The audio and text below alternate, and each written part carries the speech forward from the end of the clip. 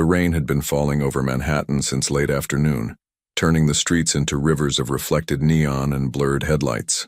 By 9 o'clock, the downpour had softened into a steady drizzle that painted everything with a glossy sheen. The kind of night where the city felt both alive and melancholic, where every storefront window glowed like a promise of warmth against the November cold. Inside Carmelo's, an upscale Italian restaurant nestled between 5th and Madison Avenue, the atmosphere was entirely different from the weather outside. Crystal chandeliers cast golden light across white tablecloths, and the soft murmur of conversation mixed with the gentle clinking of silverware on fine china.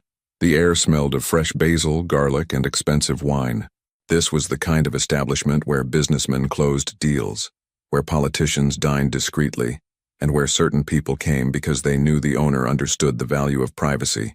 Vincent Russo sat at his usual corner table, the one with a clear view of both entrances and enough distance from other diners to ensure his conversations remained his own. He was 42 years old, though his eyes carried the weight of someone who had lived twice that long. His dark hair was perfectly styled, touched with gray at the temples that only added to his commanding presence. He wore a charcoal suit that had been tailored to perfection, a white shirt open at the collar, and a watch that cost more than most people's cars. To anyone watching, he appeared relaxed, a successful businessman enjoying a quiet dinner. But those who knew him understood that Vincent Russo was never truly relaxed. His posture, while casual, allowed for quick movement. His eyes, dark and calculating, constantly scanned the room. His hands, scarred across the knuckles in ways that told stories he never spoke aloud, rested on the table in a deceptively loose arrangement. "Mr. Russo, your usual Chianti?" The sommelier approached with practiced deference. "Not tonight, Anthony, just water, sparkling." The sommelier nodded and retreated.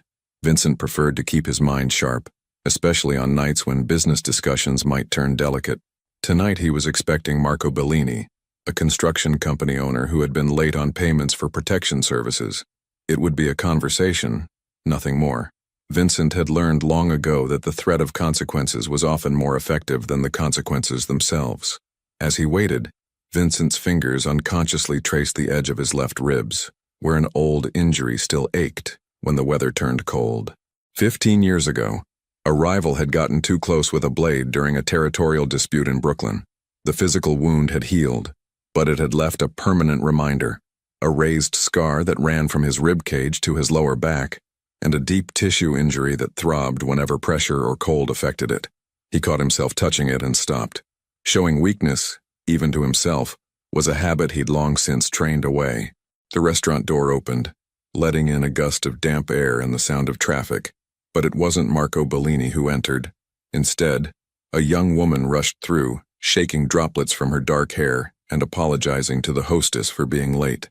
Vincent watched with detached interest as she hurried toward the back, clearly a staff member running behind schedule.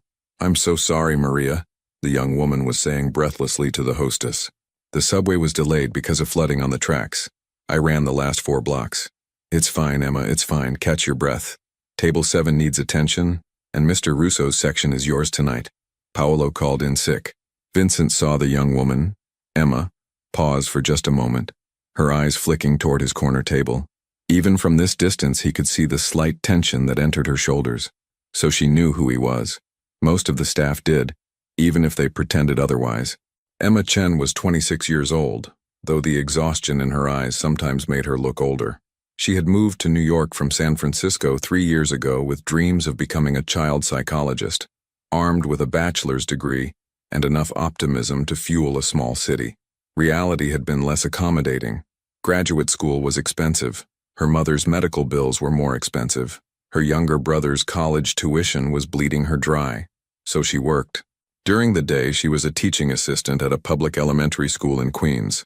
4 evenings a week, she waited tables at Carmelo's, where the tips were good enough to make the exhaustion worthwhile. On her 2 days off, she worked morning shifts at a coffee shop in the East Village. She didn't complain. Complaining changed nothing. She simply did what needed to be done, one day at a time, telling herself that eventually things would align. Eventually, she'd save enough. Eventually, her mother would be stable. Eventually, her brother would graduate. Eventually. Tonight, she quickly changed into her black uniform, a simple fitted shirt and slacks that were professional without being ostentatious, and pulled her dark hair back into a neat ponytail. Her feet already hurt from running and she hadn't even started her shift. She took a breath, fixed her smile, and walked onto the floor. Table 7 was a couple celebrating an anniversary. Easy. She took their order with genuine warmth, recommended the ossobuco, and moved efficiently to her next tables. The rhythm of service was something she'd mastered. Anticipate needs, stay invisible until needed, read people's moods, adjust accordingly. Then she approached table 12, Vincent Russo's table. "Good evening, Mr. Russo. Can I get you started with anything while you wait?" Her voice was professional, friendly, but not familiar. Vincent glanced up and for a moment their eyes met. Hers were dark brown, almost black, and held an interesting quality. They were tired but not defeated. There was a resilience in her gaze that he recognized, the look of someone who had learned to endure. Sparkling water, slice of lemon. "Of course, I'll have that right out for you." She moved away, and Vincent found himself watching her work. She was efficient, graceful even, despite the obvious fatigue. She smiled at her customers with what seemed like genuine warmth, not the forced hospitality that some servers adopted. When a child at table 9 dropped his fork, she was there immediately with a clean one and a conspiratorial wink that made the boy giggle. Interesting. In Vincent's world, people usually showed their true selves under pressure. They became cruel, or obsequious, or calculating. This young woman just seemed kind. It was almost suspicious in its simplicity. Emma returned with his water, placing it carefully on the table. "Your guest called Mr. Russo. He's running about 20 minutes late. Traffic from Brooklyn. He asked if you wanted to order an appetizer while you wait."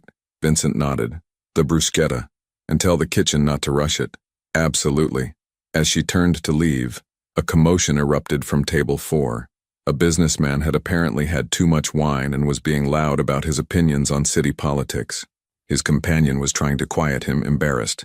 The man stood abruptly, gesturing wildly, and knocked into Emma as she passed. It happened in slow motion and too fast at the same time. Emma stumbled backward, trying to catch her balance. Her tray, empty, thankfully, flew from her hands. She twisted, reaching out for anything to steady herself, and her hand pressed firmly against Vincent's left side as she caught herself against his table. The pressure hit directly on the old wound. Vincent flinched. Actually flinched. His body tensed, his jaw clenched, and for a fraction of a second pain flashed across his face before he could mask it. His hand instinctively moved to his ribs, a protective gesture he hadn't made in years. Emma froze, her hand still against his side. She felt the tension in his body, saw the tightness around his eyes, and her nursing instincts, honed from 3 years of caring for her mother, kicked in immediately. "Oh my God, I'm so sorry," she said quickly, pulling her hand back. But instead of just apologizing and fleeing, she did something unexpected. She looked at him with genuine concern. "Are you hurt? Did something?" "I'm fine." Vincent's voice was controlled, but there was an edge to it. Not anger at her, but at himself for showing weakness. Emma didn't miss the way he was holding his side, the careful way he was breathing. "You're not fine. I felt there's an injury there. An old one from the way you reacted."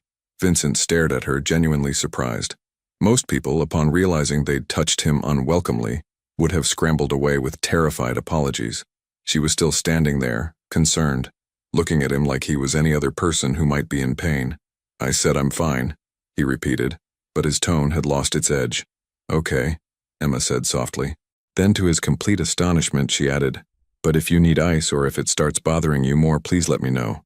Rib injuries can be tricky, especially old ones. The cold weather doesn't help." Before he could respond, she was addressing the drunk businessman, her voice firm but not unkind. "Sir, I think you've had enough for tonight. Let me call you a car." The man blustered, but Emma handled it with practiced ease, nodding to the hostess to call for a taxi while steering the situation toward a peaceful resolution. Within minutes, the man was being helped into a car by his mortified companion, and the restaurant had returned to its previous calm. Vincent watched the entire exchange with fascination. She had diffused the situation without drama, without involving management or security. She had taken control quietly and effectively. When Emma returned to check on him, she carried his bruschetta and a small ice pack wrapped in a cloth napkin. "I'm not supposed to bring ice packs to tables," she said with a slight smile, setting down the appetizer. "But I figured you'd probably be too stubborn to ask for one, and that rib is going to bother you all night if you don't address it now." She placed the ice pack on the table beside his plate. 15 minutes on, 15 off, if you want to use it. She started to walk away, then paused and turned back. And I really am sorry. I should have been more aware of my surroundings. Vincent looked at the ice pack, then at her. What's your name? Emma. Emma Chen. You always bring medical advice with the appetizers, Emma. A genuine smile touched her lips. Only when someone's trying to pretend they're not in pain. My mother has chronic arthritis. I've gotten good at reading people's discomfort. And you just assume I want help? No, Emma said simply. I assume you're human. And humans in pain usually appreciate kindness, even if they're not used to asking for it. With that, she moved to her other tables, leaving Vincent staring after her with an expression that hadn't crossed his face in years. Complete bewilderment. He looked down at the ice pack. It was presumptuous of her to bring it. It was unprofessional, technically. It was... He picked it up and pressed it against his side, feeling the immediate relief of cold against the deep ache. Damn.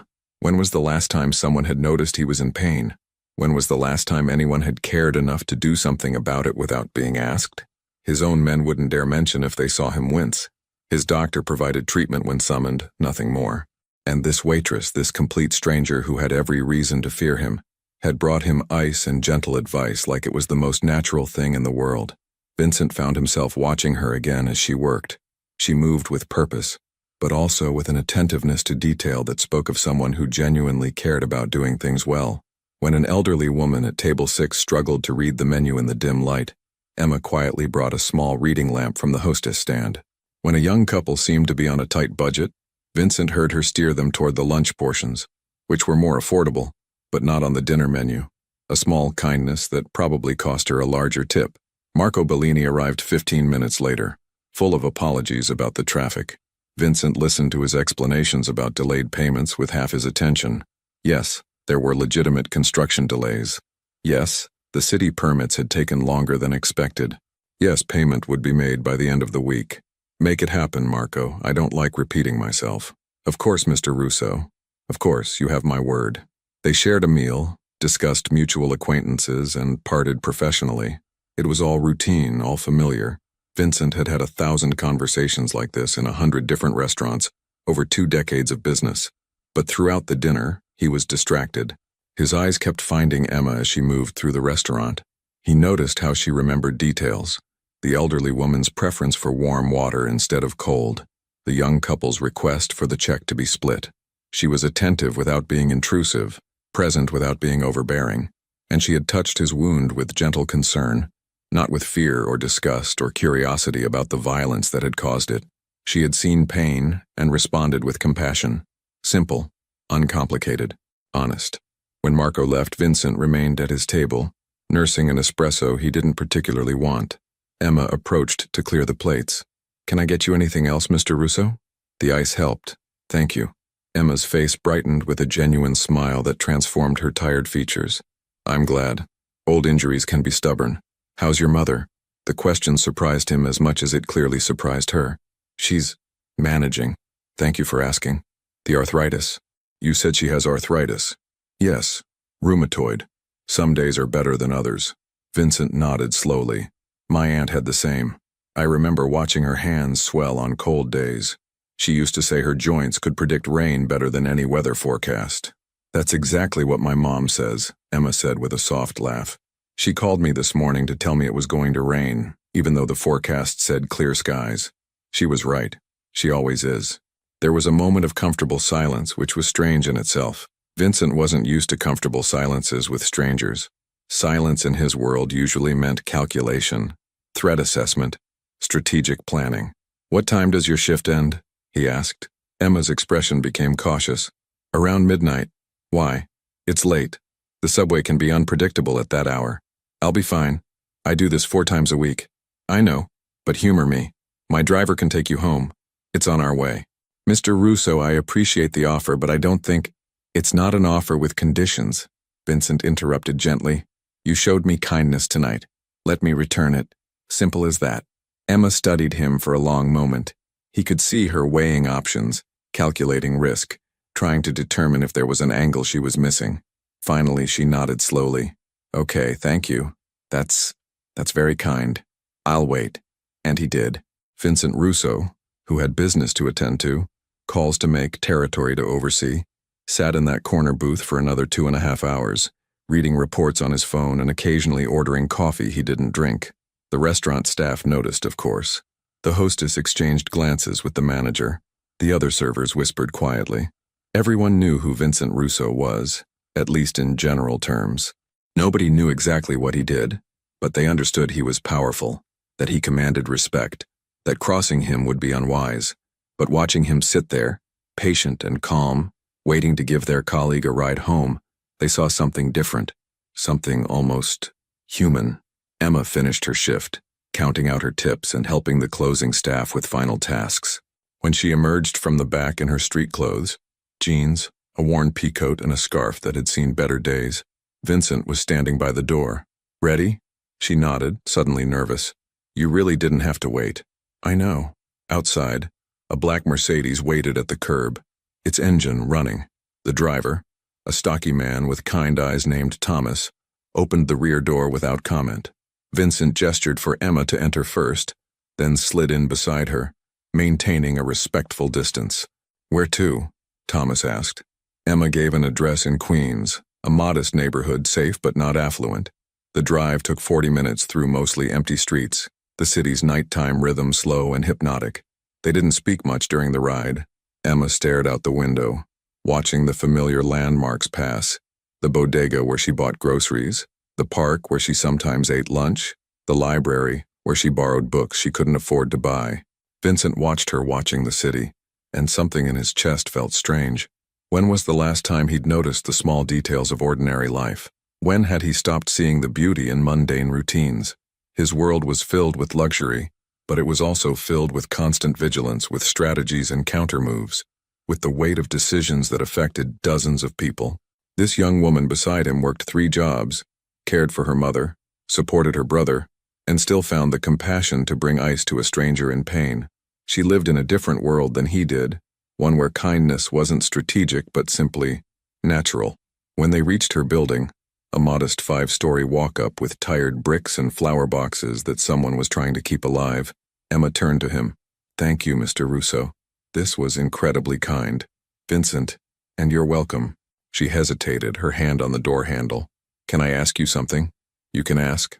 I may not answer." "The injury. How long have you had it?" 15 years. "Why?" "Because you've been compensating for it. The way you sit, the way you move your left arm, you're protecting it constantly. That kind of chronic tension can cause other problems. Shoulder issues, back pain, tension headaches." Vincent stared at her. "You got all that from one accidental touch?" "I got it from watching you all evening. Old pain patterns become visible if you know what to look for." She smiled softly. "I'm not trying to pry. I know what it's like to watch someone you care about hurt and not be able to fix it. With my mom. So when I see someone in pain, I want to help, even if it's just information. No one's ever..." Vincent started, then stopped. He didn't know how to finish that sentence. No one's ever cared? No one's ever noticed? No one's ever been this gentle? All of it was true. Emma seemed to understand without him finishing. "Well, good night, Vincent. Thank you again for the ride." She slipped out of the car and walked toward her building, her figure disappearing into the warm glow of the entrance light. Vincent sat in the quiet car for a long moment. "Home, sir?" Thomas asked gently. "Yes, home." As they drove back toward Manhattan, Vincent touched his ribs again, but this time the gesture wasn't protective. It was contemplative. No one's ever been this gentle. The words echoed in his mind all the way home, and later, as he stood in his penthouse overlooking the glittering city, he found himself thinking about kind eyes and warm concern, and the strange feeling of being seen as a person, not a position. It was unsettling. It was dangerous. It was something he absolutely should not pursue. Vincent Russo was known for his strategic mind, his ability to assess situations and make optimal decisions.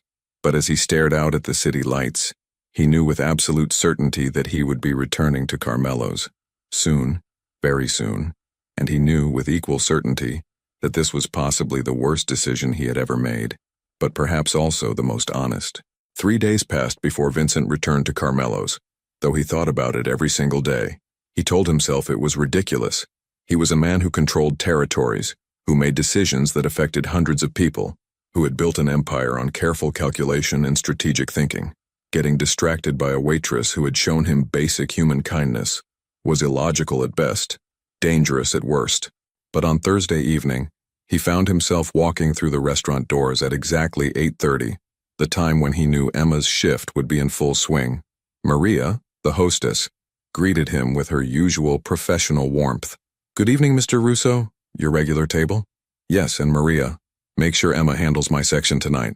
If Maria found the request unusual, she didn't show it. "Of course, sir. Right this way." Vincent settled into his corner booth, the same one from Monday night. The restaurant was busier tonight. Thursday was when the pre-weekend crowd began filtering in, professionals celebrating the approaching end of their work week, couples on date nights, small groups of friends gathering over wine and pasta. He watched Emma work. She was at table 8, laughing at something an elderly gentleman was saying, her face animated and genuine. There was no pretense in her interactions, no calculation.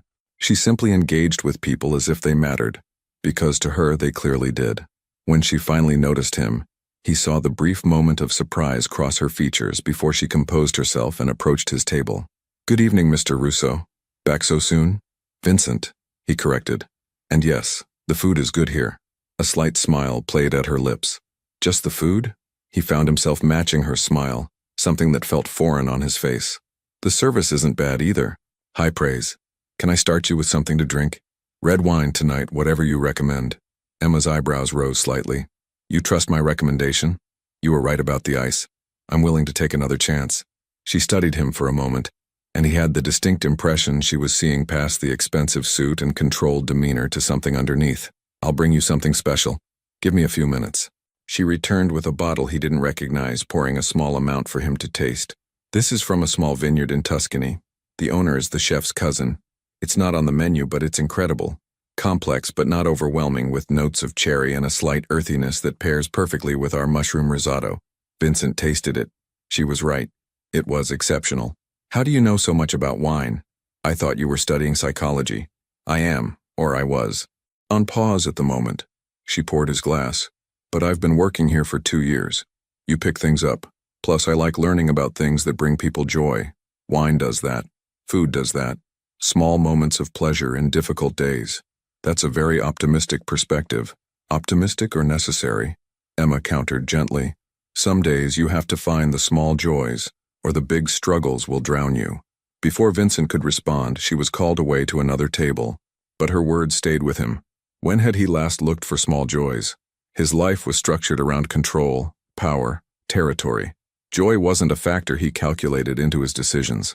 Throughout the evening, Vincent found himself timing his needs, water refills, questions about the menu, dessert considerations, to coincide with moments when Emma was nearby.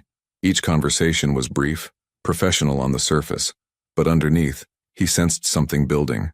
A connection, tentative and strange, like two people learning a new language together. "How's your mother?" he asked when she brought his entree. "Having a good week, actually. The new medication seems to be helping." Emma's face brightened. She was able to hold her paintbrush yesterday. She used to paint before the arthritis got bad. It's been months since she could grip anything that required fine motor control. That must have made her happy. It made us both happy. Sometimes I forget that she was a person with passions and dreams before she became my patient. Emma's voice carried a note of gentle sadness. The illness takes so much. It's good to see pieces of who she was coming back.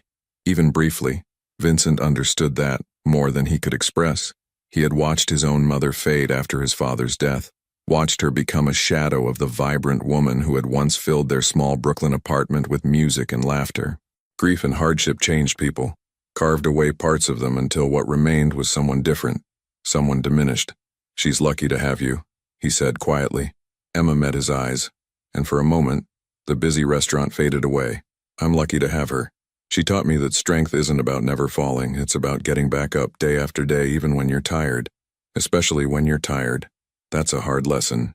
The important ones usually are." She moved to her next table and Vincent sat with the weight of her words. Getting back up day after day. He had built his entire life on strength, on never showing weakness, on being the immovable object that others broke themselves against. But was that the same thing? Or had he simply learned to stop falling by never allowing himself to be in a position where falling was possible? When Emma returned with dessert, tiramisu he hadn't ordered but somehow knew he would want, she lingered for a moment. "Can I ask you something?" she said, her voice lower, more personal. "You can ask. Why do you sit alone?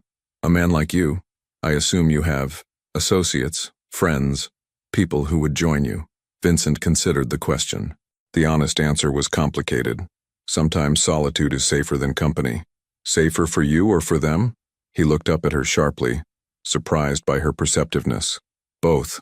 Emma nodded slowly, as if she understood more than he was saying. That sounds lonely. Lonely and safe often go together. They don't have to, she said softly. Then, as if realizing she had crossed some invisible line, she straightened. "I should check on my other tables. Enjoy the tiramisu." Vincent watched her go, his mind churning. She had no idea who he really was, what he really did. She saw him as a businessman, someone powerful, but ultimately legitimate. If she knew the truth, the extent of his organization, the gray areas he operated in, the compromises he made daily, would she still bring him ice for his injuries? Would she still speak to him with that gentle directness? Probably not. That should have been the end of it. Vincent should have finished his meal, left a generous tip, and never returned. Getting involved with someone from outside his world was a complication he didn't need. It was selfish and potentially dangerous for her. But Thursday became Friday, and Friday became Saturday, and by Sunday evening, Vincent found himself once again walking through Carmelo's doors. This pattern continued for 2 weeks. He came every few days, always requesting Emma's section, always sitting at the same corner table. They talked in brief snatches between her duties, about books, about the city, about small observations that revealed character without revealing secrets. He learned that she had moved to New York with her best friend from college, but the friend had gotten married and moved to Boston, leaving Emma feeling isolated in a city of millions. He learned that she spoke Mandarin fluently, having grown up in a bilingual household and sometimes worked as a volunteer translator at a community health clinic. He learned that she loved old movies, the classics from the 40s and 50s, because they reminded her of watching television with her grandmother before she passed away. She learned that he had grown up in Brooklyn, that he had lost his father young, that he appreciated architecture and could spend hours walking through the city noticing details in old buildings that most people overlooked. She learned that he read extensively, history, philosophy, occasionally poetry, though he'd never admit that to anyone else. She learned that beneath the controlled exterior was someone who noticed things, who thought deeply, who carried weights she couldn't quite identify but could sense were there. What she didn't learn was what he actually did. Vincent was careful about that. He spoke in generalities about business and investments and various interests. It wasn't lying exactly, more like selective truth-telling. On the Tuesday of the 3rd week, something shifted. Vincent arrived to find Emma looking exhausted in a way that went beyond her usual end-of-day tiredness. Her eyes were red-rimmed, and her smile, while present, didn't reach her eyes. "Rough day?" he asked when she brought his water. "Rough week. Rough month, honestly." She tried to wave it off. "But that's not your concern. What can I get you for dinner?" "Emma, sit down." She glanced around nervously. "I can't. I'm working. 30 seconds, please." Something in his voice made her comply. She slid into the booth across from him, her hands immediately moving to fidget with the edge of her apron, a nervous gesture he'd noticed she did when stressed. "What happened?" "Nothing. Everything. I don't know." Emma laughed, but it was a hollow sound. "My brother called. He's struggling in his classes, might lose his scholarship. My mom had a bad fall yesterday. She's okay, but it scared both of us. The school where I work is facing budget cuts, which means my teaching assistant position might be eliminated, and my landlord raised the rent. Again." She said it all in a rush, as if holding it in was no longer possible. Then she seemed to realize who she was talking to and straightened up quickly. "I'm sorry, that was completely inappropriate. You're a customer, not my therapist. I'm also someone who asked. And for what it's worth, I'd like to think I'm something closer to a friend than a customer at this point." Emma looked at him, really looked at him, and Vincent saw the moment she decided to be honest. "Are we? Friends? I'd like to be." "That's unexpected." "Why?" "Because you're you and I'm me, and we exist in completely different worlds. You wear suits that cost more than my monthly rent. You have drivers and people who call you sir with genuine respect, not just professional courtesy. I work 3 jobs and barely keep my head above water. And you think that means we can't be friends? I think it means we live different realities." Emma's voice was soft but firm. I don't say that with judgment, it's just true. Vincent was quiet for a moment. Then he did something impulsive, something that went against every principle of compartmentalization he'd spent decades perfecting. He reached across the table and gently took her hand. Different circumstances don't mean different humanity. You're tired, you're overwhelmed, and you're trying to hold together the lives of people you love while barely holding together your own. I understand that more than you know. Emma's eyes widened slightly at the contact, but she didn't pull away. How could you possibly understand that? No offense, but you don't look like someone who's ever struggled to make rent. Not anymore. But I wasn't always this. He gestured vaguely at himself, his suit, the expensive watch. I grew up in a 2-bedroom apartment in Brooklyn with my mother and 2 sisters after my father died. I was 14. I watched my mother work 3 jobs, just like you. I watched her break herself to keep us fed and housed.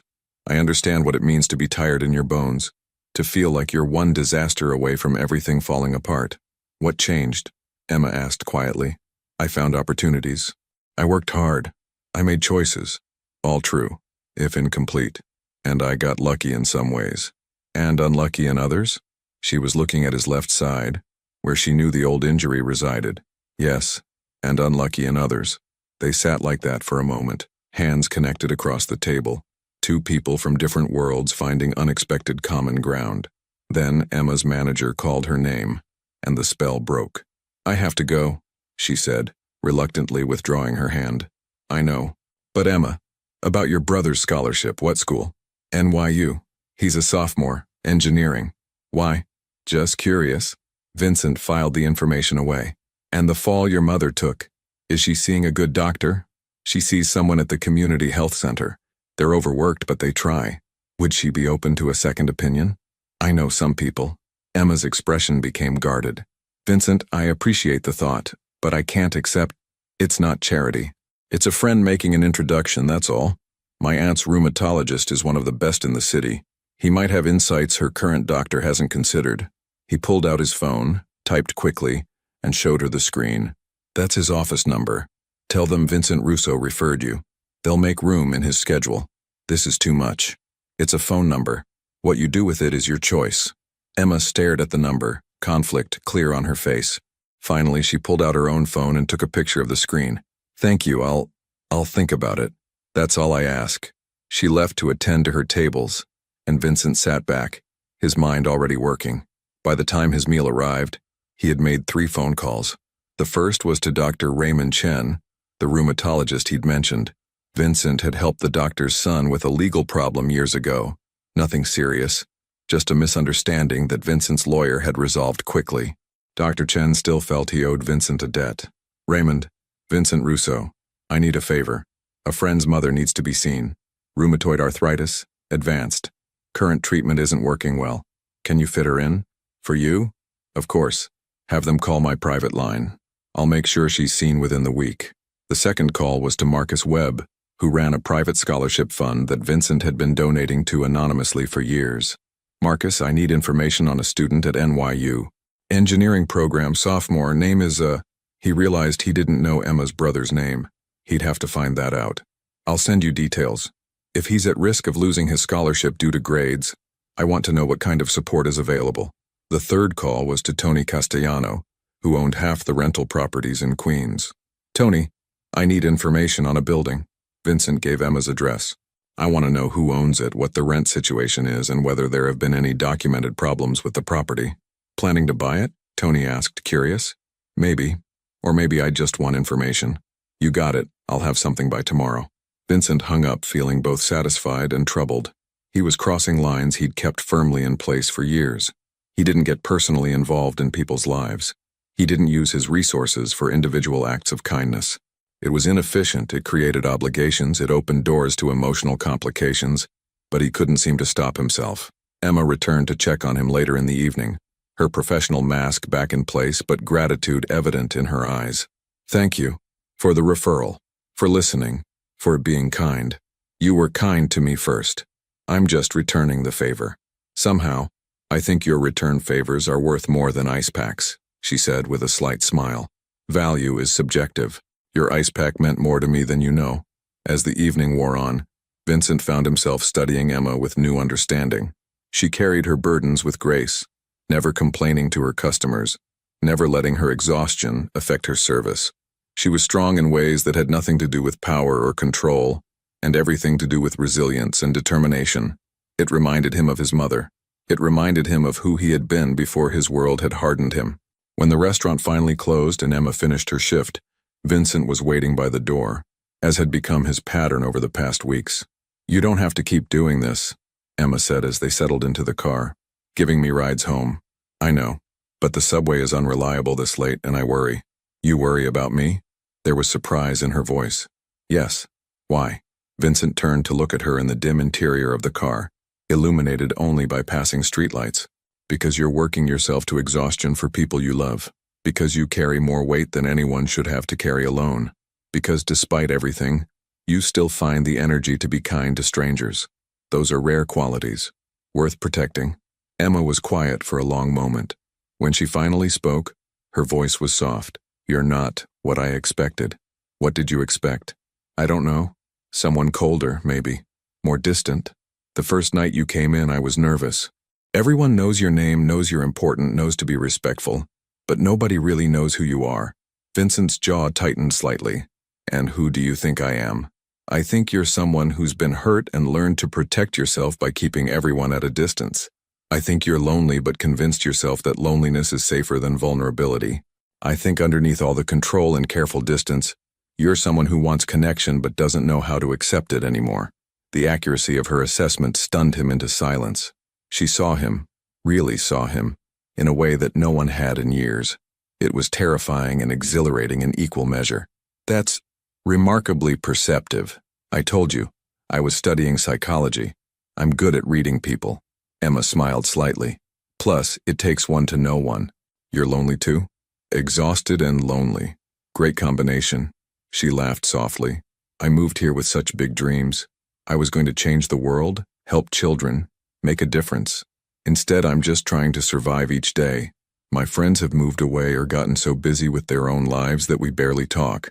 My family needs me, which I'm grateful for, but it doesn't leave much room for my own life. Most days, the only real conversations I have are with customers at the restaurant." "And with me," Vincent added quietly. "And with you," she agreed. "Which is strange, isn't it? I know so little about you, really. What you do, where you come from, what your life actually looks like beyond these car rides and restaurant conversations. But somehow talking to you feels real, like you're actually listening, not just waiting for your turn to speak." "I am listening, more carefully than you probably realize." They arrived at her building too quickly. Emma gathered her things but didn't immediately exit the car. "Vincent, can I ask you something? And will you be honest with me?" "I'll try." "What do you actually do? For work, I mean. Everyone treats you like you're important, but you're always alone, always watchful, always careful. What kind of business are you in?" This was the moment. He could lie, keep the walls up, maintain the distance that kept her safe and him uncomplicated. Or he could tell her enough truth to test whether this fragile connection could survive reality. "I manage business interests, real estate, investments, some consulting work, all technically true. I work with people who need discretion, who value privacy. Some of my business operates in gray areas, legal but complicated. I help solve problems that traditional channels can't or won't address." Emma studied him carefully. "Are you telling me you do things that might be considered dangerous?" "I'm telling you that my world isn't simple, that the people I work with and the situations I handle require careful navigation, that there are risks. And the injury? The one I touched that first night? A reminder that those risks are real." Emma nodded slowly, processing this information. "Thank you for being honest, or at least, as honest as you can be. Does it change things, knowing that my life is complicated, potentially dangerous?" "I don't know," she admitted. "Maybe it should. Logically, I should probably be more cautious. But honestly, you've shown me nothing but kindness and respect. You've listened when I needed someone to listen. You've offered help without demanding anything in return. Those actions speak louder than vague warnings about gray areas and complications. You're very trusting, or very foolish," Emma said with a slight smile. "My mom always said I saw the best in people even when I should be more skeptical. But I'd rather be too trusting than too cynical. At least then I get to experience real connections, even if they come with risks." Vincent felt something shift in his chest, a loosening of the careful control he maintained, a crack in the armor he'd spent years perfecting. This woman, this exhausted waitress who worked 3 jobs and carried the weight of her family on her shoulders, was willing to see past the warnings and complications to the person underneath. No one had done that in longer than he could remember. "Thank you," he said quietly. "For what? For not running away, for seeing me as a person, not just as a position or a warning label, for bringing me ice when I was in pain and pretending not to be." Emma reached across and squeezed his hand, the gesture brief but meaningful. "We all deserve to be seen as people, Vincent, even when we're complicated, maybe especially when we're complicated." She slipped out of the car, and Vincent watched her enter her building, her figure small and tired but somehow resilient. As Thomas drove him home, Vincent stared out at the city lights and acknowledged what he'd been trying to deny for weeks. He was falling for her. Despite every logical reason not to, despite the complications and dangers, despite the fundamental incompatibility of their worlds, he was falling, and for the first time in 15 years, he wasn't sure whether to protect himself from that fall or let himself experience it fully. Back in his penthouse, Vincent made one more phone call, to his most trusted associate, Robert, who handled sensitive matters with discretion. "Robert, I need you to do something for me." Quietly. "A young woman named Emma Chen lives in Queens. I need to know if anyone's paying attention to her. Anyone from our world or competing interests. Just watch. Don't interfere. Don't make contact. Just make sure she's safe. This is unusual, Vincent. Personal protection detail? Call it preventive caution. She important to you?" Vincent paused, then answered honestly. "Yes. She's becoming important, which means she might become a target if people figure that out. I need to know she's safe. Consider it done. Discreet surveillance, no contact." After hanging up, Vincent poured himself a drink and stood at his window, looking out over Manhattan. Somewhere out in Queens, Emma was probably getting ready for bed, probably exhausted, probably already thinking about the next day's challenges. And he was standing here, a man who had built an empire on calculated decisions and careful control, completely undone by gentle kindness and honest conversation. His phone buzzed. A text from an unknown number. "This is Emma. Maria gave me your number. I hope that's okay. I just wanted to say thank you again. For everything. For listening. For the doctor referral. For the rides. For treating me like a person, not just a waitress. It means more than you know. Sleep well, Vincent." He stared at the message for a long time, then typed a response. "Thank you for letting me be someone other than who everyone expects me to be. That means more than you know. Sleep well, Emma." 3 dots appeared, showing she was typing. Then, "Maybe we're both getting to be more ourselves by being around each other. That's a rare gift." Vincent smiled, a genuine, unguarded smile that felt foreign on his face but entirely natural in that moment. "Very rare," he typed back, "and valuable. Good night, Vincent." "Good night, Emma." He set down his phone and returned to the window, his reflection ghost-like in the glass. Behind him, the luxurious penthouse felt emptier than usual. In front of him, the city sprawled out in all its complicated beauty, and somewhere in that vast urban landscape, a tired waitress who saw past his defenses was falling asleep, probably wondering what she was getting herself into. Vincent wondered the same thing, but for the first time in years he wasn't sure he cared about the answer. Some things, some people, were worth the risk, worth the complications, worth the vulnerability. Emma Chen was becoming one of those things. And Vincent Russo, who had built his life on certainty and control, found himself stepping into uncertainty with something that felt surprisingly close to hope. The morning after their text exchange, Vincent woke to a call from Robert. "We have a situation." Robert's voice was carefully neutral, which meant the situation was serious. Vincent sat up immediately, the pleasant fog of sleep evaporating. "What kind of situation?" "The Castellano family. They've noticed your interest in the waitress. Word is spreading that you're spending time at Carmelo's, always requesting the same server, giving her rides home. People are starting to ask questions." Vincent's jaw clenched. This was exactly what he'd feared, his attention drawing unwanted scrutiny to Emma. "What kind of questions?" "The usual. Who is she? What does she mean to you? Is she a weakness that can be exploited?" "So far, it's just talk. But you know how quickly talk can become action in our world. Double the surveillance. I want someone watching her building, someone near the restaurant, someone tracking any unusual activity in her orbit, but keep it invisible.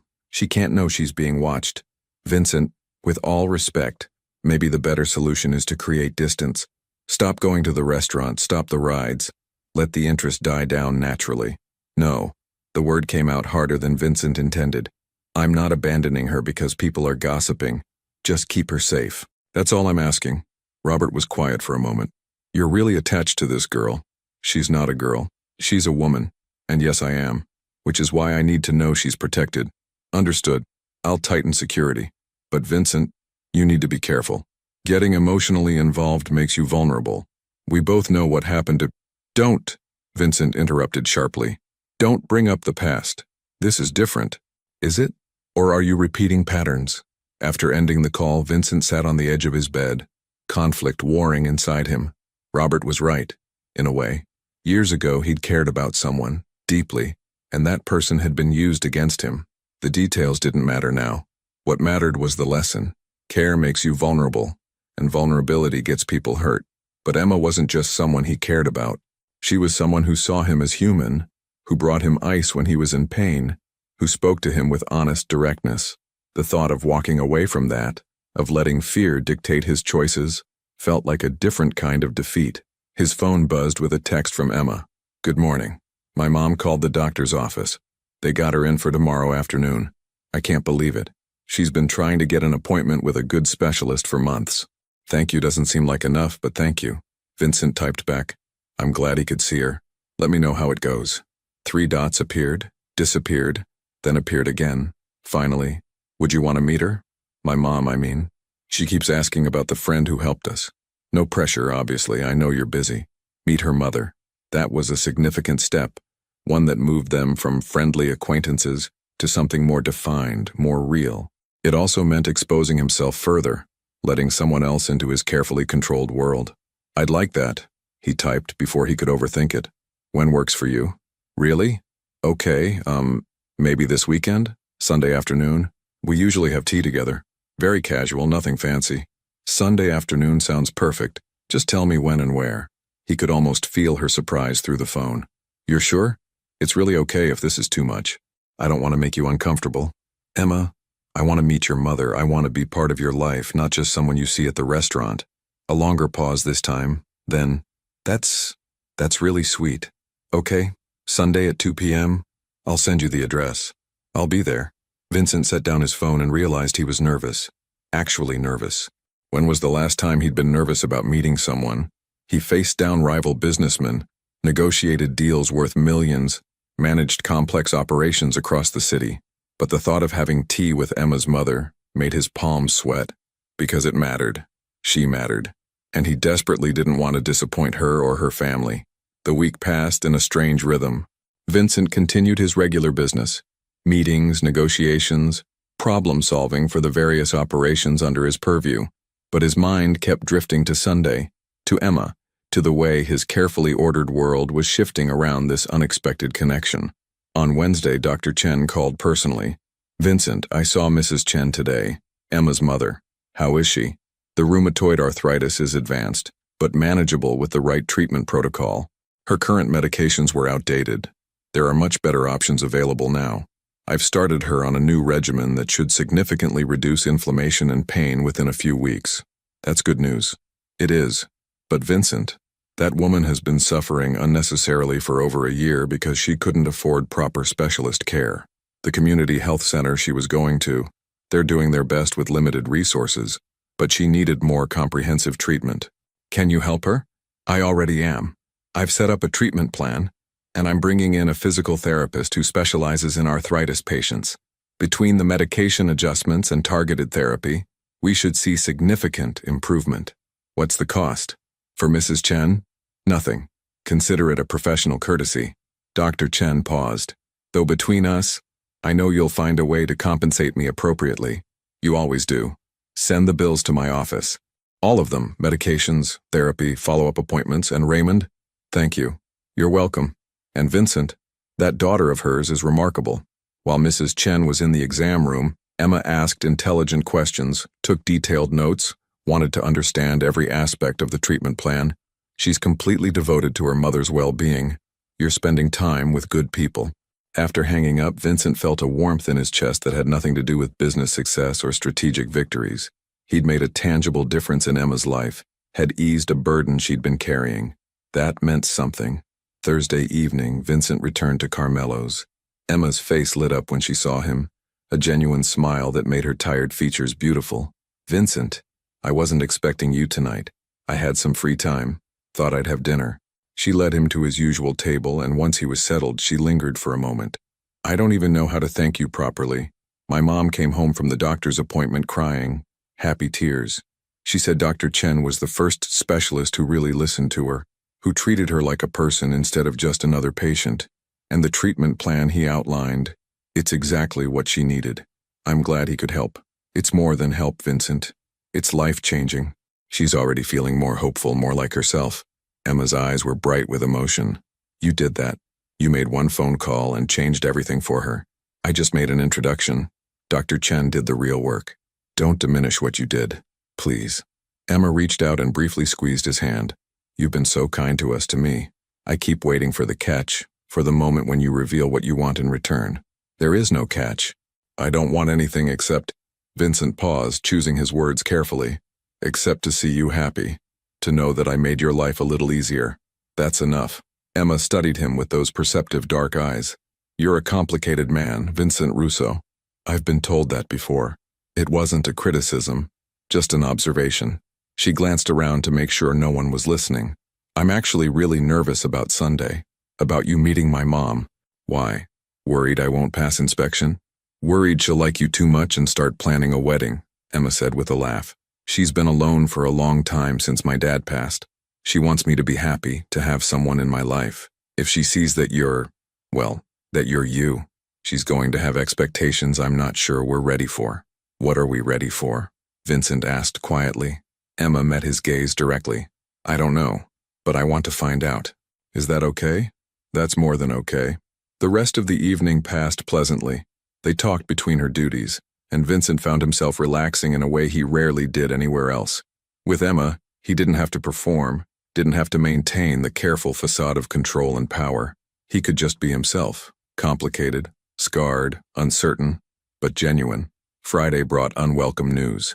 Robert called with an update on the surveillance. "The Castellanos are making moves. Nothing direct yet, but they're asking around about Emma, her background, her family, where she works beyond the restaurant. They're gathering information." "Why? What's their interest?" "Standard intelligence gathering. They know you care about her, so they're treating her as a potential pressure point. If they ever need leverage against you, they want to know where your vulnerabilities are." Vincent's hand clenched around the phone. "She's not a pressure point. She's off limits.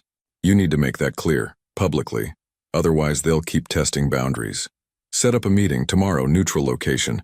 I'll talk to Marco Castellano directly." "Are you sure that's wise?" "It confirms that she matters to you. They already know she matters. Pretending otherwise won't protect her. But making it clear that touching her means war, that might." The meeting was arranged for Saturday afternoon at a quiet cafe in Little Italy, one of the few truly neutral spaces in the city. Vincent arrived exactly on time, dressed impeccably, his demeanor calm, but his message clear in every line of his body. Marco Castellano was already there, a man in his 50s with silver hair and shrewd eyes. They'd known each other for 20 years, sometimes as allies, sometimes as competitors, always with mutual respect. "Vincent, this must be important for you to request a face-to-face." "It is. I'll be direct. I understand your people have been asking questions about Emma Chen." Marco's expression didn't change. "We gather information on people of interest. Standard practice. You know this. She's not people of interest. She's off-limits. Completely. Off-limits is a strong term. I'm using it intentionally. She's a civilian, Marco. She has nothing to do with our business, our world, our conflicts. She's innocent in every sense of the word, and I'm making it clear publicly and unambiguously that anyone who approaches her, threatens her, or uses her as leverage against me will face immediate and severe consequences." Marco leaned back, studying Vincent carefully. "You're willing to go to war over a waitress? I'm willing to go to war over the principle that innocent people stay innocent." "Yes, that's surprisingly honorable of you. Also potentially foolish, perhaps. But it's non-negotiable." Marco was quiet for a moment, then nodded slowly. "Understood. I'll spread the word. Emma Chen is untouchable, protected status.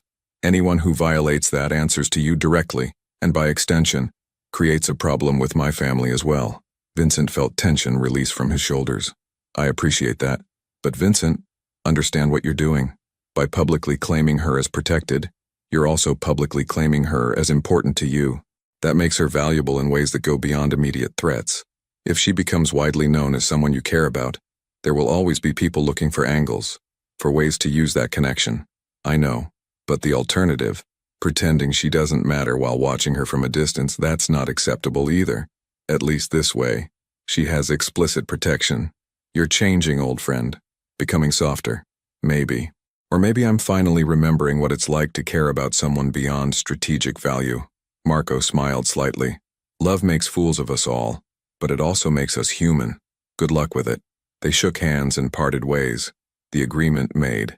Emma was now formally under Vincent's protection, which meant she was also formally recognized as important to him.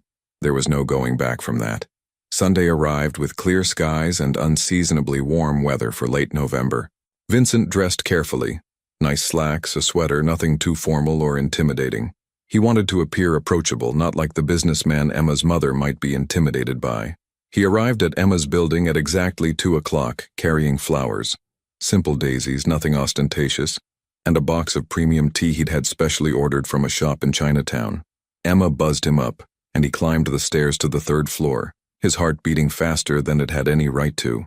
When she opened the door, she was smiling, dressed casually in jeans and a soft blue sweater that made her eyes seem even darker. You brought gifts. You didn't have to do that. My mother raised me to never arrive empty-handed. The apartment was small but immaculately kept. The furniture was old but well-maintained. And everywhere Vincent looked, there were signs of care. Fresh flowers in a vase, family photos arranged on shelves, hand-embroidered pillows that showed someone's artistic touch. Mom, this is Vincent. Vincent, this is my mother, Lin Chen. Lin Chen was a small woman, probably in her early 60s, with silver-streaked hair pulled back in a neat bun. Her hands showed the telltale swelling of arthritis, but her eyes were sharp and kind.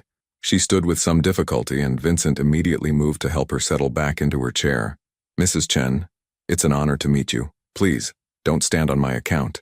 Such manners, Lin said with a smile, her English accented but clear. Emma told me you were polite. She didn't mention you were handsome. Mom. Emma's cheeks flushed. Vincent laughed, genuinely amused. Thank you, Mrs. Chen. Emma told me you were kind. She didn't mention you were direct. At my age, being direct saves time. Lin gestured to the chair across from her. Sit, sit. Emma made tea. Real tea, not the American bags. As they settled around the small coffee table, Emma poured tea into delicate porcelain cups. The atmosphere was warm, comfortable, and Vincent found himself relaxing despite his earlier nervousness. Dr. Chen is wonderful, Lin said, her voice full of gratitude. He explained everything so clearly, and already I feel the new medicine working. My hands hurt less. I painted yesterday. First time in months I could hold the brush steady. That's wonderful news. Dr. Chen mentioned you were an artist. Lin's face brightened. Before the arthritis, yes. Watercolors mostly. Nothing professional. Just for joy. Emma inherited my eye for color, but not my patience for painting. I inherited your stubbornness instead, Emma said with affection. That too, Lin agreed with a laugh. They talked easily, the conversation flowing naturally from topic to topic. Lin asked about Vincent's family, and he found himself sharing stories about his mother and sisters, memories he rarely discussed with anyone. She told him about immigrating from China 30 years ago, about building a life in America, about losing her husband to cancer when Emma was just 16. Emma took care of all of us, Lin said softly. She was still a child, but she became an adult overnight. Handled everything, her father's final weeks, the funeral arrangements, helping her brother cope, all while maintaining perfect grades in school. Mom, that's enough, Emma said, clearly embarrassed. It's true. You've always been strong. Too strong sometimes. You carry everyone else's burdens and forget to set them down. Vincent caught Emma's eye and saw the vulnerability there, the weight of being strong, of being needed, of never allowing herself to be weak. Strength runs in your family, Vincent said gently. But even the strong deserve support. Lin studied him with those shrewd eyes. Emma says you've been very kind to her, giving her rides home, helping with doctor appointments. Why? The question was direct but not unkind. She was a mother, protecting her daughter, wanting to understand his intentions. Because she was kind to me first, Vincent answered honestly. And because in a world that often feels cold and calculated, your daughter's warmth and genuine care reminded me what it's like to be treated as a person, not a position. And what is your position, Mr. Russo? Emma says you're in business, but she's vague on details. Vincent had known this question would come. He glanced at Emma, who was watching him carefully, then back to Lynn. I manage various business interests. Some of them operate in complicated areas, legal but not always conventional. I work with people who need discretion and who value privacy. It means my life sometimes involves risk, and the people close to me can become targets for those risks. It was the most honest he could be without explicitly detailing his world. Lynn nodded slowly, processing this information. You're warning me that knowing you could be dangerous for my daughter. I'm being honest about the realities of my life. I would never want Emma to be in danger because of me. But you keep coming to see her. Keep spending time with her. If it's so dangerous, why not stay away? It was the question Vincent had been asking himself for weeks. He looked at Emma, at her mother, at this small warm apartment that represented everything his world wasn't. Simple, honest, filled with uncomplicated love.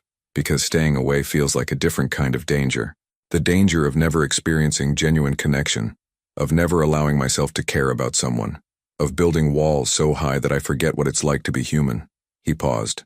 Your daughter makes me want to be better than I've been. That's worth some risk. Lynn was quiet for a long moment.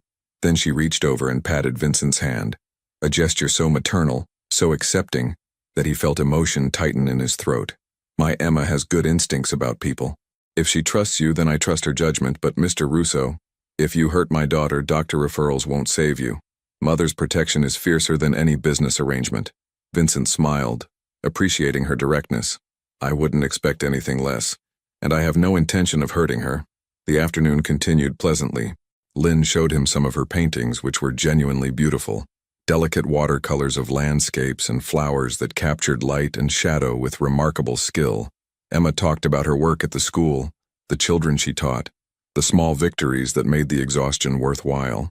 As the light began to fade outside, Vincent realized he'd been there for nearly 4 hours.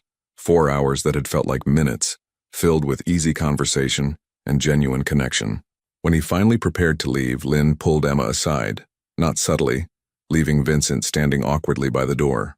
He's good, he heard Lynn whisper in Mandarin, probably assuming he wouldn't understand. Polite, respectful, and he looks at you like you're precious. That's rare. It's complicated, Mom, Emma responded in the same language. Love is always complicated. That doesn't make it wrong. Emma returned, her cheeks slightly flushed. Mom approves. Obviously. I'm honored. Your mother is remarkable. As they walked down the stairs together, Emma said quietly, Thank you for being so honest with her. About the risks, I mean. You could have avoided that conversation. I could have, but she deserved the truth. You both do. Outside, Thomas was waiting with the car. Before Vincent could open the door, Emma caught his arm. Vincent, I need to say something. These past few weeks, getting to know you, spending time with you, it's been wonderful, but I'm also scared. Scared of getting hurt. Scared of getting in too deep with someone whose world I don't fully understand. Scared of what happens when reality catches up with this, whatever this is between us. Vincent turned to face her fully. I'm scared too, probably more than you realize, because I haven't let myself care about someone in a very long time, and caring makes you vulnerable. But Emma, being around you makes me feel like a better version of myself. That's worth being scared for. What if it's not enough? What if the complications overwhelm the connection? Then we'll face that when it comes. But right now, in this moment, I want to keep trying. Do you? Emma looked up at him, her dark eyes reflecting the streetlights. Then slowly, she nodded. Yes, I want to keep trying. Vincent reached out and gently cupped her face, his thumb brushing her cheek. It was the most intimate gesture they'd shared, and he felt her lean into his touch. Then that's what we'll do, one day at a time. No promises except honesty. No guarantees except that I'll always be straight with you about the risks and realities. That's all I can ask for. They stood like that for a moment. Two people from completely different worlds, finding unexpected common ground in vulnerability and hope. Finally, Emma stepped back. I should go back up. Mom will be watching from the window making commentary in Mandarin. Vincent laughed. I understood what she said, by the way. About me looking at you like you're precious. Emma's eyes widened. You speak Mandarin? Enough to get by. My old neighborhood in Brooklyn was very diverse. You pick things up. Oh God. She's going to be mortified. Don't be. She was right. You are precious. Emma's breath caught slightly. Then she smiled, a beautiful open smile that made Vincent's chest tight. Good night, Vincent. Good night, Emma. He watched her enter the building, then climbed into the car. As Thomas drove him home, Vincent felt both elated and terrified. He'd crossed another line today, integrated himself further into Emma's life, made himself more vulnerable to the connection between them. But sitting in Lin Chen's small apartment, drinking tea and talking about art and family and life, that had felt more real than anything in his world had felt in years. His phone rang. Robert's name appeared on the screen. Tell me it's good news. Vincent answered. Mixed news. The word is out. Emma Chen is protected. Most people are respecting that, but Vincent, there's chatter about a new player in town. Someone from Philadelphia, looking to expand territory. They might not respect old agreements. Vincent's jaw tightened. Who? We're still gathering intelligence. But they've been asking questions, making inquiries. They don't know the rules yet. Then teach them, quickly, before they make a mistake that forces my hand. Understood. But Vincent, maybe it's time to have a direct conversation with Emma about exactly what being connected to you means. She needs to understand the full picture. Vincent looked out at the city passing by, the lights blurring together. Robert was right. Emma deserved to know everything. Not vague warnings about risk and complications, but concrete details about his world and the dangers it contained. It would probably scare her away. Most people, when confronted with the reality of his life, chose distance and safety. He couldn't blame them, but he owed her the truth, even if it cost him the best thing that had happened to him in years. Set up security protocols, Vincent said finally. Increase surveillance on her building, her route to work, the restaurant. I want to know about any unusual activity immediately. Already done. But Vincent, security only goes so far. The best protection is distance. I know, but I can't seem to make myself choose that option. Then let's hope your instincts are right and this works out better than last time. Vincent hung up, his mind already planning the conversation he needed to have with Emma. The honest, complete conversation about who he really was and what being with him really meant. It might end everything between them. But secrets and half-truths would definitely end it eventually. At least honesty gave them a chance, however small, of building something real. His phone buzzed with a text from Emma. Mom won't stop talking about you. I think you made a permanent impression. Thank you for today, for being exactly who you are. Vincent stared at the message, feeling the weight of what was coming. The moment when he'd have to reveal all the parts of himself he'd been carefully concealing. He typed back. Can we talk soon? Really talk. About everything. 3 dots appeared then. That sounds serious. It is. You deserve the full truth. About me, about my world, about what being in my life actually means. A longer pause this time. Then, okay. When? Tomorrow? After your shift? We can go somewhere private. Your place? Vincent hesitated. Bringing her to his penthouse meant showing her the extent of his wealth, the luxury that represented his success and everything that success had cost him. But it also meant complete privacy for a difficult conversation. Yes, my place. If you're comfortable with that. I trust you, Vincent. Tomorrow then, we'll talk. He set down his phone and looked out at the glittering city, at the empire he'd built from nothing, at the life he'd created that was successful and powerful and profoundly lonely. Tomorrow, he would show Emma all of it, the luxury and the emptiness, the power and the isolation, the success and the cost. He would give her every reason to walk away while secretly hoping she'd choose to stay. Because for the first time in 15 years, Vincent Russo wanted something more than control and power. He wanted connection. He wanted honesty. He wanted love. And tomorrow he'd find out if those wants were enough to bridge the vast distance between their worlds. The penthouse was exactly what Emma expected, and nothing like she imagined.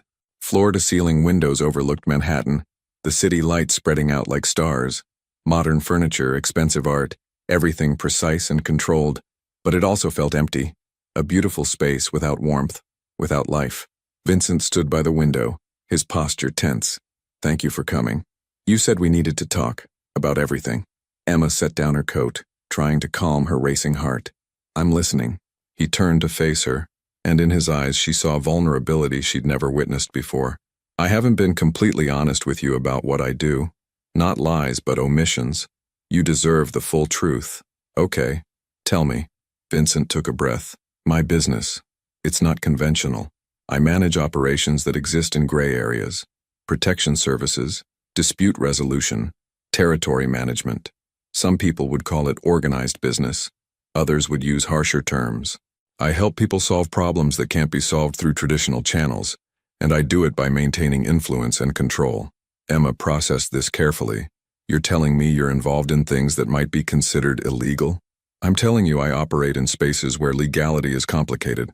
I don't hurt innocent people. I have rules, boundaries. But yes, my world involves risks and compromises that most people never have to consider. And the injury? The scar I touched? A reminder that my world isn't safe, that the choices I've made have consequences. Vincent's jaw tightened. People have used those I care about against me before. It's why I keep everyone at distance. Why I've been alone for so long. Emma walked closer to him. But you're not keeping me at distance anymore. Why? Because you touched my wound and showed me gentleness I'd forgotten existed. Because you see me as human, not as a position or a threat. Because being around you reminds me who I was before the world hardened me. He met her eyes. Because I'm falling in love with you. And that terrifies me more than any business risk ever has. Emma's breath caught. Vincent, I know it's fast. I know it's complicated. I know you should probably run from this, from me, from everything my life represents. But I needed you to know the truth, all of it, so you can make an informed choice. Emma was quiet for a long moment, her mind racing. Everything he was telling her confirmed suspicions she'd had but never wanted to fully acknowledge. His world was dangerous, complicated, morally ambiguous. Being with him meant accepting risks she'd never faced before, but looking at him now, vulnerable, honest, offering her the truth despite knowing it might drive her away. She saw the man beneath the reputation, the man who brought her ice, who helped her mother, who listened when she was overwhelmed, the man who was choosing honesty over self-protection. I'm scared, she admitted finally. Scared of getting hurt, scared of this world I don't understand, scared of loving someone whose life involves dangers I can't control. You should be. Fear is rational. But I'm also tired of letting fear make my decisions. Emma stepped closer, reaching up to touch his face gently. You asked me once if I wanted to keep trying. I said yes then, and I'm saying yes now, even knowing the full truth. Emma, you need to understand what you're accepting. There will always be risks. People who might see you as leverage. Situations where I can't fully protect you despite my best efforts. A life that requires constant vigilance. I know, and I'm choosing it anyway. Choosing you. She smiled softly. You said I make you want to be better. You make me want to be braver, to stop just surviving and start actually living. Vincent pulled her close, his arms wrapping around her with a tenderness that contradicted everything about his reputation. I don't deserve you. Maybe not, but you have me anyway. They stood like that, holding each other while the city sparkled below them. Two people from different worlds finding unexpected connection in honesty and vulnerability. So, what happens now? Emma asked quietly. Now we figure it out together, one day at a time, with honesty, with caution, but also with hope. Vincent pulled back to look at her. And I promise you this. I will do everything in my power to keep you safe, to make sure choosing me doesn't destroy the beautiful life you're building. And I promise to be patient with your world, to trust you, and to remind you, whenever you forget, that you're human and deserving of gentleness. Vincent smiled, a genuine, unguarded smile that transformed his face. No one's ever been this gentle with me. Then it's about time someone was. He kissed her then, softly at first, then deeper, a kiss that held all the vulnerability and hope and fear they both carried. When they finally broke apart, Emma was smiling. My mother is going to be insufferable about this. She knew before I did. Mothers usually do. Vincent laughed quietly. She told me, in Mandarin, that I look at you like you're precious. You do. And you are too. Precious and complicated and worth the risk. They moved to the couch and Emma curled against his side, her head on his chest where she could hear his heartbeat. It felt right, being here with him, despite all the logical reasons it shouldn't. Tell me about your family, she said softly. The real stories, not the careful versions you share with everyone else. And he did. Vincent talked about his mother's strength after his father died, about his sisters who built normal lives away from his world, about the boy he'd been who wanted to protect everyone and ended up building walls instead. Emma shared her own stories, about her father's final days, about the weight of responsibility she'd carried since 16, about dreams deferred, but not abandoned. They talked until dawn began painting the sky in shades of pink and gold, two people choosing vulnerability over safety, connection over isolation. Outside the window, the city awakened to another day. Somewhere in that vast urban landscape, challenges awaited, complications and risks that came with their different worlds colliding. But inside the penthouse, wrapped in each other's arms, Vincent and Emma had found something rare and precious, a connection built on honesty, strengthened by acceptance, and sustained by the simple revolutionary act of being gentle with each other's wounds. It wasn't a fairy tale ending. It was something better, a real beginning with all its imperfections and uncertainties and possibilities. And for two people who had spent so long being strong alone, being strong together felt like coming home. 3 months later, Emma still worked at Carmelo's, but only 3 nights a week. Vincent had quietly arranged funding for her graduate program, presented as a scholarship to avoid her pride, and she was back in school pursuing her dream of becoming a child psychologist.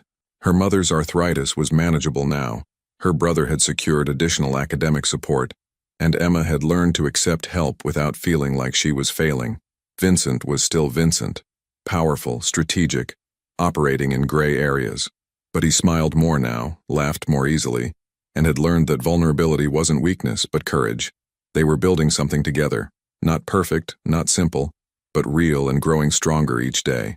Because sometimes the gentlest touch can heal the deepest wounds, and sometimes choosing love despite the risks is the bravest thing we can do.